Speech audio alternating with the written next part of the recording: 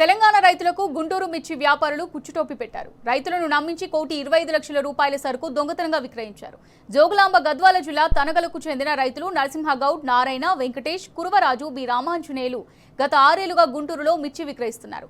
Commission వ్యాపారులు సీతారామాంజనేయులు బాలకృష్ణకు మిర్చి పంట అమ్ముతున్నారు. ఎప్పటిలాగే 2024లో 2300 మిర్చి బస్తాలను గుంటూరు తీసుకొచ్చారు.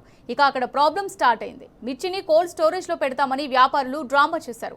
మంచి ధర వచ్చినప్పుడు విక్రయిద్దామని నమ్మబలిగారు. నిజమేననుకొని రైతులు విశ్వసించారు. మిర్చికి మంచి ధర వచ్చిందని రైతులు కోల్డ్ స్టోరేజ్ గోదాంకు వచ్చారు. అక్కడ అసలు విషయం బయటపడింది. స్టోరేజ్ బుకింగ్ రిజిస్టర్ చూడగా ఆ రైతుల మిర్చిని కమిషన్ వ్యాపారులు ఎప్పుడో తీసుకెళ్లి విక్రయించారని తెలిసిందే. కమిషన్ వ్యాపారులపై రైతులు పోలీసులకు ఫిర్యాదు చేశారు. రేపు మాపు అని కాలం వెల్లదీశారు. గట్టిగా అడిగితే రూపాయి ఇచ్చేది లేదని బెదిరించారు. లాభం లేదనుకుని పోలీసులకు ఫిర్యాదు చేశారు. అయినప్పటికీ ప్రయోజనం లేదని రైతులు అంటున్నారు. ఇప్పటికీ డబ్బులు ఇవ్వలేదని రైతులు వాపోయారు. మేము ఇక్కడ హైదరాబాద్లో మామూలుగా గిట్టుబాటు ధర రాదు అని చెప్పి ఏపీలో గుంటూరు మార్కెట్లో అయితే మంచి గిట్టుబాటు ధర వస్తుంది అని చెప్పి పియాకా మర్చెంట్ వాళ్ళకి మేము ఎప్పుడు రెగ్యులర్గా అక్కడనే వెళ్తుంటాం, అక్కడనే విక్రయిస్తుంటాం, అమ్మటి తీసుకొని వస్తుంటాం. అయితే అక్కడ మేము పోయినప్పుడు ఏమేం జరిగిందంటే రేటు రాలేదు, మేము అనుకునే రేటు రాలేదు. ఆయన కొద్దిగా వెయిట్ చేయండి మంచి రేటు వస్తుంది అని చెప్తే అన్ని బస్తాలు నిల్వ ఉంచడం కరెక్ట్ కాదని చెప్పి కోల్డ్ స్టోరేజ్లో పెట్టాలంటే ఎక్కడ ఉంచారంటే ఇక్కడ పలానా చోట గుంటూరు కోల్డ్ స్టోరేజ్ అని ఉంది, అక్కడ ఉంచాం, మీ బస్తాలన్నీ పెద్ద మొత్తంలో ఉన్నాయి కాబట్టి అక్కడ ఉంచామని చెప్తే అక్కడికి పోయినాము.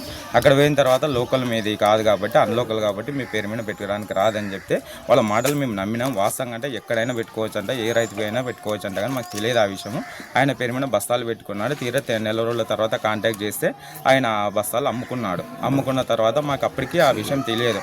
ఒక 6 months వరకు అట్లే కంటిన్యూ చేసినాడు. తర్వాత కాంటాక్ట్ చేస్తే తీరా విషయం బయటపడింది. అప్పుడు రేటు లేనందువలన వాళ్ళు ఏం చేసినారంటే మీకు రేటు లేదు, కొద్ది రోజులు మీరు నిల్వ చేసుకుంటే మీకు రేటు పెరిగే అవకాశం ఉంటుంది అని చెప్పి మాకు అక్కడ చెప్పడం జరిగింది. వాళ్ళు చెప్పిన తర్వాత సరే మేము ఇంత కష్టపడి పండించి ఎందుకు తక్కువ అమ్ముకోవాలా, నష్టం ఎందుకు పోవాలని చెప్పి రైతు వల్ల మేము సరే కోల్డ్ స్టోరేజ్లో పెట్టండి అని చెప్పి మేము వాళ్ళతో చెప్పి పెట్టించి వచ్చేసినాము.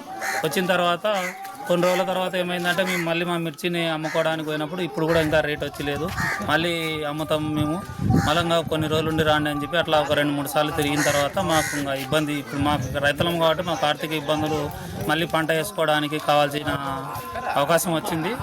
అటువంటిప్పుడు మళ్ళీ ఏం చేసినామంటే మళ్ళీ పోయి మాకు ఖచ్చితంగా ఎంత ఉండని రేటు మేము మా మిర్చిని అమ్మేసి మాకు డబ్బులు ఇవ్వండి అని చెప్పి అప్పుడు నిలదీసినప్పుడు మీ అక్కడ మా మిర్చి సంచులు లేవు, వేరే వాళ్ళ ఆ యార్డులో ఉన్నటువంటి అతను వాళ్ళ బంధువుల పేరు మీద అమ్ముకోవడం జరిగింది. అప్పుడు మాకు ఇట్లా ఏం కదా అని అడిగితే మీ పైసలు ఇస్తా అని చెప్పి చెక్కులు కానీ ఆ తర్వాత రాసిచ్చినాడు. రాసిచ్చిన తర్వాత మేము చెక్కు తీసుకొని బ్యాంకు పోతే అక్కడ అతని అకౌంట్లో పైసలు లేవు అని చెప్పి వెనక్కి పంపించినారు. అట్లా 2-3 సార్లు తిరిగినాము. అయినా కూడా మాకు బ్యాంకుల్లో డబ్బులు లేవని చెప్పి మళ్ళీ అతని దగ్గరకు పోతే ఈరోజు ఇస్తా రేపు ఇస్తా అని చెప్పి మమ్మల్ని అట్లనే మాపై పెట్టుకుంటూ వచ్చినాడు. తన గ్రామం నుండి రైతులు గుంటూరు మిర్చి సంచులు వేసుకొని పోతే అక్కడ మిర్చి వ్యాపారస్తులు రేట్ లేదని చెప్పి ఆపడం జరిగింది. దాదాపు 2300 బస్తాలు మొత్తం రైతులు వేసుకున్నారు. దాంతో రేట్ లేదని చెప్పి ఒక నెల ఆపదము రేట్ వస్తుందని చెప్పినారు. ఆయన సరే అట్లే కానీ అని చెప్పి ఆపినారు. ఆపినాక ఒక 2 నెలల తర్వాత పోయినారు. మళ్ళీ ఏమైనా రేటు వచ్చిందంటే రేటు వచ్చలేదు, కోల్డ్ స్టోరేజ్లో పెడదామని చెప్పినారు. అయితే సరే పెట్టా అని చెప్పి ఏసీ గోదాము తీసుకుపోయినారు. ఆడ పెట్టిన తర్వాత ఒక నెలకి మళ్ళీ పోయినారు. ఏమైనా మాది మిర్చి చూపియండి, అమ్మేతాము, మాకు ఇబ్బంది అవుతుంది అంటే లేదు ఇంకా రేట్ రాలేదని చెప్పి ఆయన వాళ్ళ బంధువుల పేర్లను పెట్టుకొని అమ్మేసుకున్నారు.